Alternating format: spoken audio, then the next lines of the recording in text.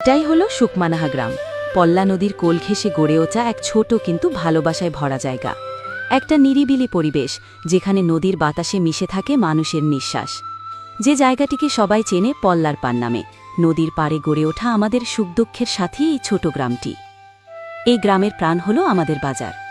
প্রতিদিন এই বাজার ঘিরে যেন এক উৎসবের ছোঁয়া লেগে থাকে।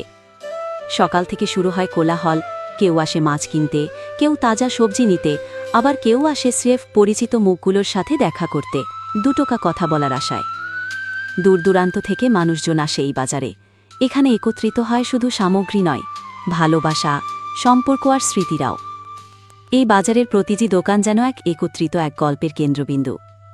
কোনো দোকানদার আছেন যিনি ২০-৩০ বছর ধরে একই জায়গায় বসেন, আবার কোনো দোকানে নতুন প্রজন্মের উদ্যোগ দেখা যায়।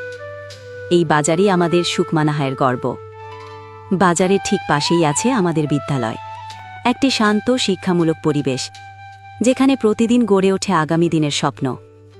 ছোট ছোট পায়ে স্কুলে ছুটে চলা, বাচ্চাদের কচি গলায় কবিতা পড়া, কখনো আবার খেলাধুলার আওয়াজে মুখর হয়ে ওঠে চারপাশ।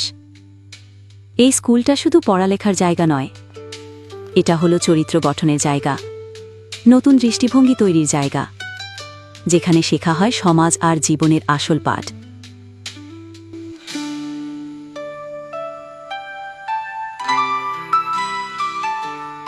আজ যারা ক্লাসে বসে অক্ষর জেনে, তারা সন্ধ্যায় হয়তো নিজেদের বাবা মায়ের সঙ্গে বাজারে বসে কখনো দোকানে সাহায্য করে, কখনো টুকটাক হিসেব করে শেখে জীবনের অঙ্ক। এটাই তো গ্রামের আসল শিক্ষা, স্কুল আর বাস্তব জীবনের এক অপূর্ব সংমিশ্রণ। ড্রোনের চোখ দিয়ে উপর থেকে যখন সুকমনাকে দেখা যায়, তখন স্পষ্ট বোঝা যায় এই গ্রামের গঠন।